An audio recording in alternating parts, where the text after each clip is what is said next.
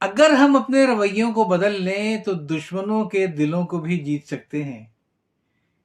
آپ دن رات جس آگ میں جھلستے رہتے ہیں وہ شاید لگاتا تو کوئی اور ہے جو آپ سے حسد یا نفرت کرتا ہے، لیکن نفرت کا جواب نفرت سے دے کر کہیں آپ آگ کو بجھانے کے لیے پٹرول کا استعمال تو نہیں کر رہے۔ جنہیں آپ دشمن سمجھتے ہیں وہ آپ کے دوست بن سکتے ہیں اگر آپ ان کو ٹھیک کرنے کا خیال دل سے نکال دیں اور خود اپنے رویوں پر غور کریں کہ مجھ سے غلطی کہاں ہوئی ہے، خود کو اور اپنے معاملات کو میں کیسے ٹھیک کر سکتا ہوں کہ دوبارہ کوئی ایسی صورتحال پیدا نہ ہو۔ سب سے پہلی اور ضروری بات یہ ہے کہ معاملات کو خراب ہونے سے روکیں۔ سب سے شکایت نہ کریں۔ اگر کوئی شخص دوسرے فریق سے آپ کی شکایت سن کر آ رہا ہے تو اس کی تردید یا تصدیق نہ کریں، بلکہ شائستگی کے ساتھ موضوع کو یہ کہہ کر تبدیل کر دیں کہ وہ میرے بڑے اچھے دوست تھے اور رہیں گے، کچھ عارضی غلط فہمیاں ہیں اور میری کوشش یہ ہے کہ معاملات ٹھیک ہو جائیں۔ آپ بھی دعا کیجیے۔ یاد رکھیے یہ زندگی، یہ معاملات آپ کو خود بھگتنے ہیں۔ یہ بلدیاتی الیکشن نہیں ہے جس میں آپ کو دوستوں اور احباب کے ووٹوں کی ضرورت پیش آئے کہ لوگ کہیں کہ وہ غلط ہے اور آپ صحیح ہیں اور آپ کے ساتھ زیادتی ہوئی ہے۔ لوگوں کو تو صرف بات کرنے کے لیے موضوع چاہیے ہوتا ہے اور بدقسمتی سے وہ موضوع آپ بن چکے ہوتے ہیں۔ لوگ آپ سے صرف اپڈیٹ لیتے ہیں تاکہ مزے لے سکیں، اس کو آگے تک پہنچا سکیں۔ اس ٹریپ میں مت آئیے گا۔ شائستگی سے موضوع کو تبدیل کریں تاکہ ڈیمیج کنٹرول کریں۔ دوسری اہم بات یہ ہے کہ دل کی گہرائیوں سے یہ کوشش کریں کہ مروں گا تو نہ کسی کے خلاف دشمنی دل میں رکھتے ہوئے مروں گا اور نہ ہی چاہوں گا کہ میرے مرنے کے بعد کوئی مجھ سے ناراض ہو، کوئی میرے لیے دعائے مغفرت نہ کرے، کوئی میرے جنازے میں شرکت نہ کرے۔ لہٰذا مجھے معاملات کو ابھی اور اسی دنیا میں مرنے سے پہلے ٹھیک کرنا ہے، اور اگر آپ کوشش کریں گے تو کیا نہیں ہو سکتا۔ نیت صاف، منزل آسان، دلوں میں وہ محبت ڈالے گا جو اس چیز پر قادر ہے۔ اگر آپ مقصد میں کامیاب نہ بھی ہوئے تو اطمینان رکھیے گا، خدا کے دربار میں آپ سرخرو جائیں گے کہ کم از کم آپ نے کوشش تو کی تھی، نتیجہ دینا تو اللہ کا کام تھا۔ آپ صرف اپنا رویہ ٹھیک کر لیں، اور اگر آپ کا دشمن آپ کا دوست نہ بھی بنا تو آپ کے لیے اتنی خوشی ہی کافی ہوگی کہ آپ نے اپنی طرف سے پوری کوشش تو کی۔ اللہ تعالیٰ کی خوشنودی کے لیے آگے اللہ کی مرضی۔ اچھا، میں آپ کو ایک سچا قصہ سناؤں گا ایک ایسی خاتون کا جن کی ساس سے بالکل نہیں بنتی تھی۔ وہ سمجھتی تھی کہ میری ساس مجھ سے جتنی نفرت کرتی ہے، کئی دفعہ میں نے کوشش بھی کی تھی لیکن نفرت میں کمی نہ آئی۔ پھر اچانک ایک ایسا واقعہ ہوا کہ سب کچھ بدل گیا اور وہ ساس بہو آپس میں ماں بیٹی بن کر رہنے لگ گئیں۔ ان میں سکھیوں جیسا پیار بھی آ گیا۔ یہ کیسے ہوا؟ آئیے ذرا انہی کی زبانی سنتے ہیں۔ انہوں نے لکھا کہ میری اپنے ساس سے بالکل نہیں بنتی تھی۔ وہ میرے کاموں پر ہمیشہ تنقید کرتی تھیں، کبھی تعریف کا کوئی جملہ ان کے منہ سے میرے لیے نہ نکلا۔ میں بہت عاجز آ چکی تھی ان کے رویے سے۔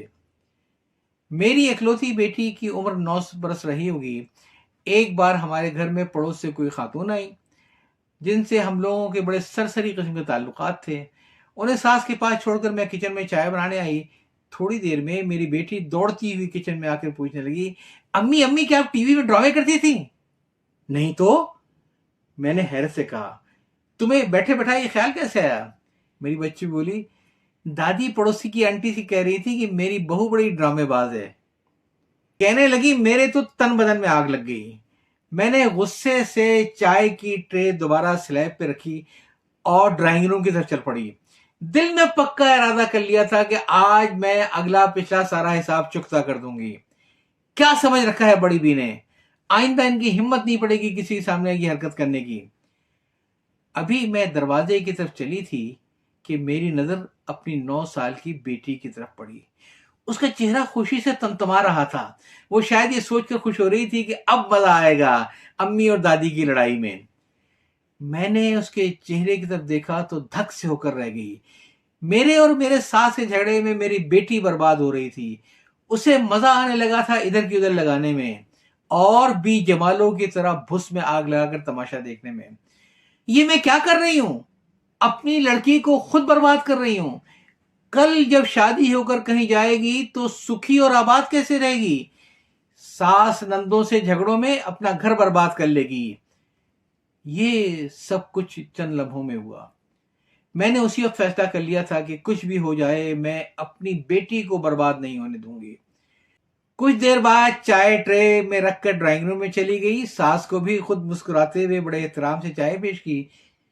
میری ساس حیران تھی کیونکہ انہوں نے ڈرامے بازی والا جملہ سن کر میری بیٹی کو بھاگ کر کچن تک جاتے ہوئے دیکھ لیا تھا۔ وہ سمجھ گئی تھی کہ میں برداشت نہیں کروں گی اور مہمان کا لحاظ کیے بغیر ان سے سخت گفتگو کروں گی، مگر ایسا کچھ نہ ہوا، اور دوبارہ بھی ایسا کبھی کچھ نہ ہوا۔ میں اپنے ارادے پر قائم رہی اور میری ساس کی تشویش بڑھتی چلی گئی۔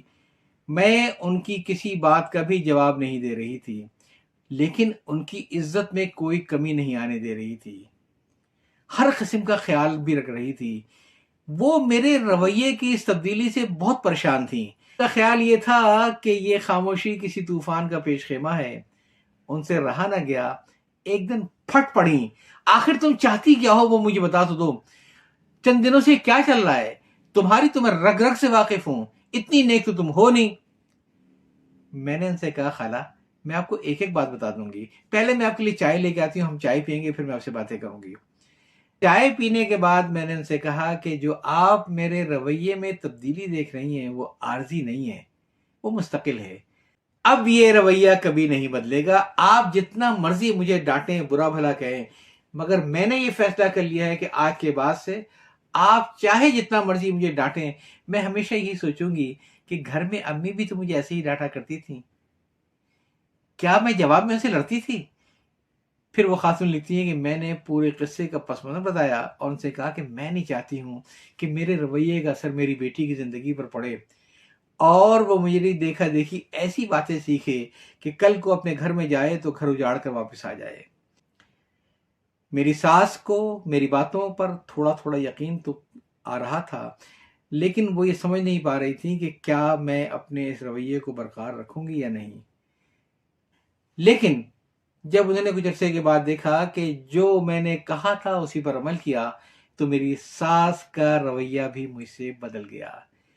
پھر ہم دونوں اس طرح مل جل کر رہنے لگے جیسے گھر میں ماں بیٹیاں بن کر رہتی ہیں، یا کوئی سکھیاں آپس میں گپ شپ مارتی ہیں۔ میرے اور ساس کے تعلقات ایسے ہو گئے۔ یاد چاہتا ہوں۔ اللہ حافظ۔